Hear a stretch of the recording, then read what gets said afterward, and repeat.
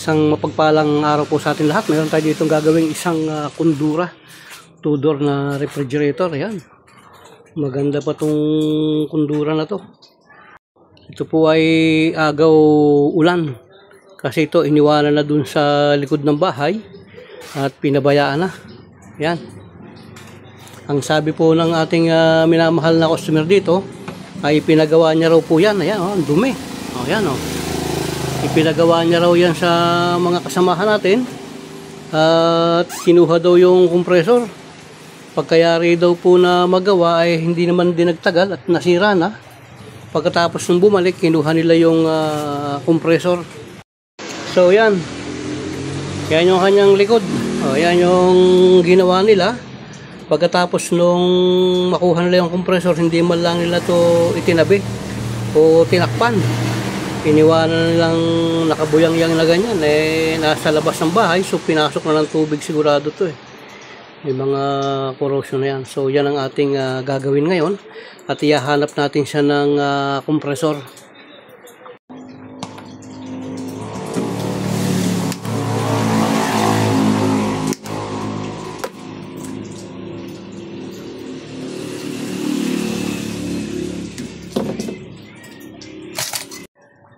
Dito natin siya puputulin sa lugar na to para madiskartihan natin mamaya.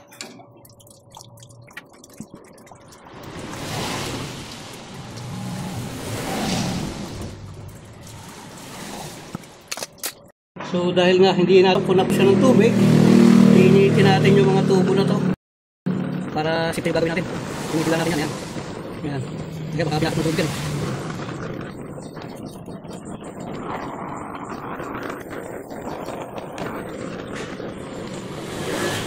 Yes. So yan natin ang charging line. Itong lugar na to, suction line, ang labas niyan dito sa ating capillary tube. At ito namang discharge line, dito ang labas niyan, yan sa dulo ng ating condensing unit. So magpa-flushing tayo, ihihiga natin para maganda yung daloy ng ating 141B sa loob ng kanyang tubing. Madali siyang pumasok, madali rin siyang makalabas. So yan, magpa-flushing na tayo.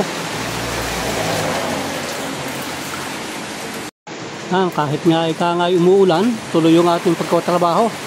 Pero wala tayong binat kasi nga nitrogen yung ginagamit natin pang-flushing.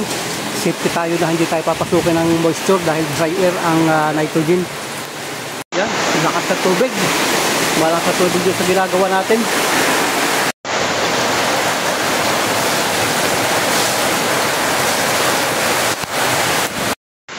So yan, palibasa nga yung ating nakuhang compressor ay may intercooler. Ayan, meron siyang 4 na tubo. Ayan. So ang gagawin natin, paplasingin natin yan kasi hindi natin alam, baka may langis sa lugar na yan. Kapag tayo i-flushing sa capillary, huwag tayong mainip. Medyo matagal talagang lumabas yan. Ayan, kailangan mapalabas lahat yan. Hindi pwede na may maiiwan na 141B dun sa loob ng ating system. Ayan, kailangan talaga sasaidin natin yan. Ayan, medyo matagal lang pero lalabas yan. Hindi maaaring hindi lalabas kasi tutulak ng nitrogen yan ayan, tumutulo sa kamay natin. Ayun,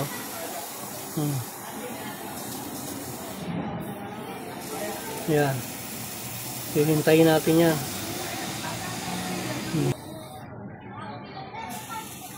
Yan, uubusin natin yan. Hindi pwedeng hindi natin uubusin yan.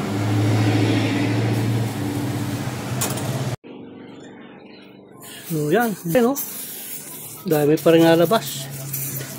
Tuloy lang, hintay lang natin na maubos yan. Habang naghihintay tayo, dito naman tayo sa compressor. Paplasingin natin to. Konti lang yan yan. Titingnan natin kung anong itsura itong langis na to.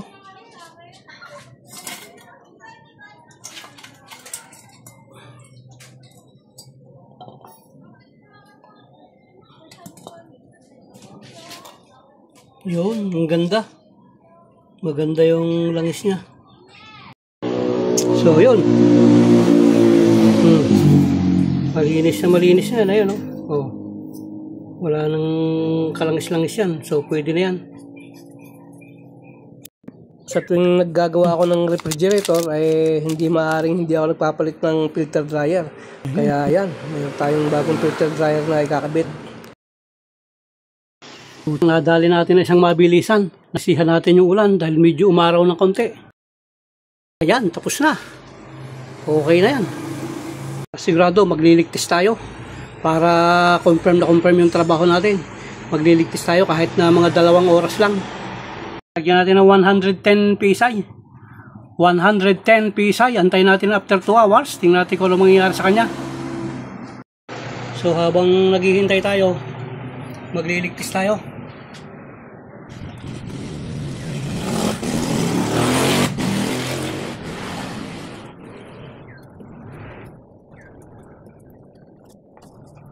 So ayos.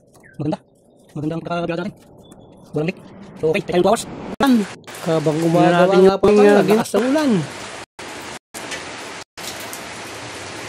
So ayan, hindi siya nagbago. Okay, magpuproceed tayo ng pagbabacuum. Papatila-tilain lang natin ang bahagyang ulan. So i-reel natin. Hindi naman nagbago yung ating gauge. I-release na natin siya.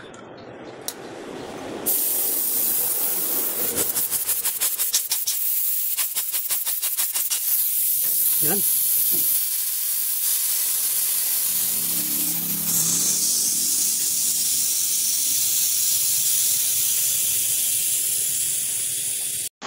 So yan, nagbabacuum na tayo. Vacuum na tayo gamit itong ating vacuum pump na heavy duty. So ayun, no.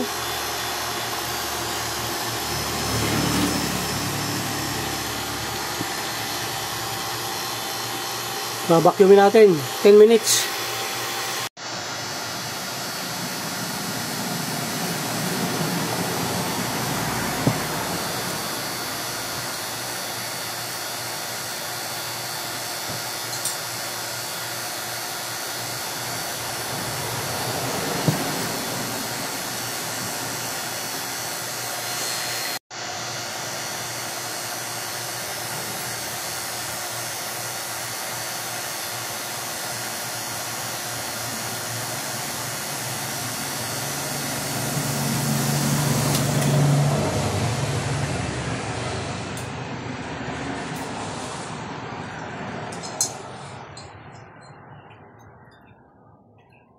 Inoff natin yung vacuum natin, tapos kinabit natin yung ating charging line dito.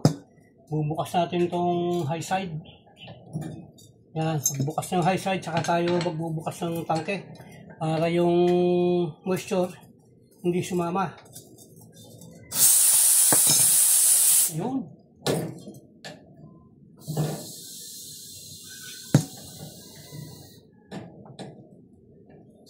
Initial tayo ng 60 PSI. Tayo ngayong 10 PSI.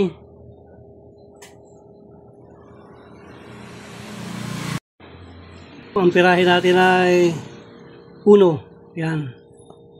1 ampere. So yan, okay na yan. Yan ay talagang karga niyan. Ang amperahe niya ay ayan. 0.7 amperes. So, release na natin yung ating gauge.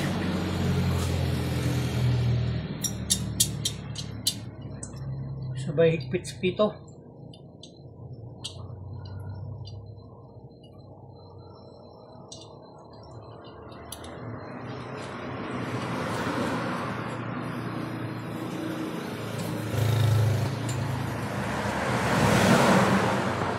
Sabay ligtes.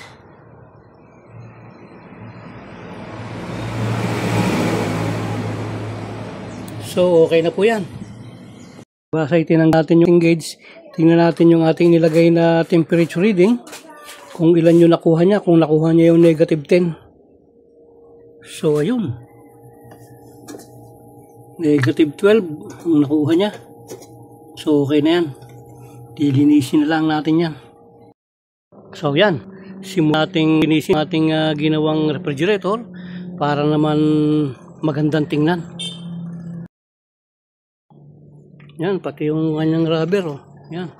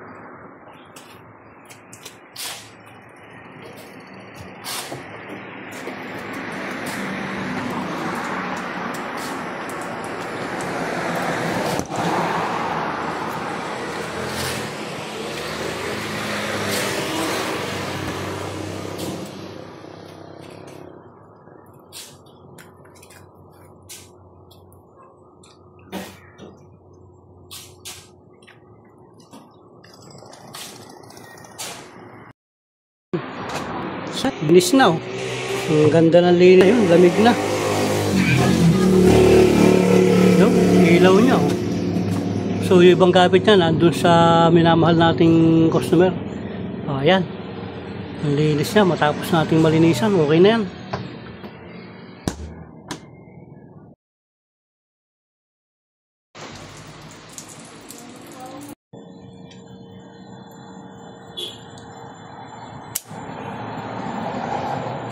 So, magpipinsok ulit tayo.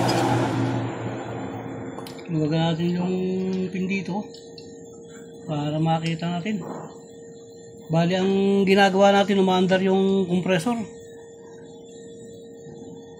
Yan, umaandar siya.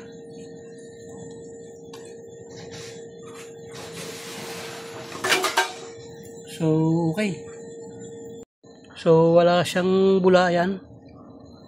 Ang gagawin natin, kakalasin natin tong kanyang pin dito.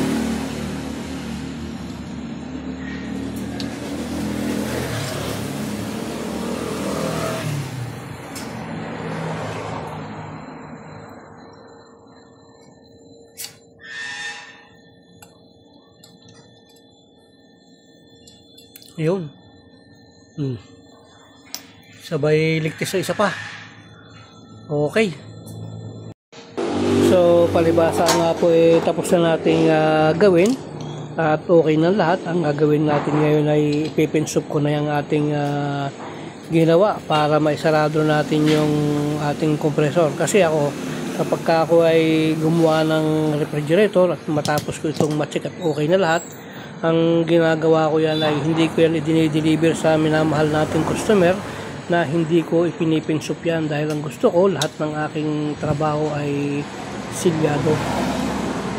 Kagaya dun sa mga bagong refrigerator na nabili natin, lahat to nakasil magmula dun sa filter dryer hanggang dun sa kanyang charging line. Kasi kapag nakapinsop lahat at nakahina, nakasisiguro tayo dun sa sinasabing safe sa mga leak. Kung maaaring mag-leak man yan, hahanap na ibang punta. Pero hindi dun sa ginawa natin. So yan nga po, matapos natin siyang may pinsop, ay tinanggalan natin yung ating plier. Sabay check. At nagsimula na akong mag-leak test. At okay naman, wala naman siyang leak. So okay na po yan. Yun. Sabihin, klaro. Walang leak. Ayan o. Ayan. So dito po muli nakatapos yung ating ginawa na kundura. Na tudor na iniwanan niya po ng mga gumagawa. At kinuha pa yung compressor, iniwanan na dun sa ulanan. So inayos natin at yan. Matapos na natin magawa. Maraming po salamat sa patuloy nyo pag-subscribe sa akin at sa inyong pag-like.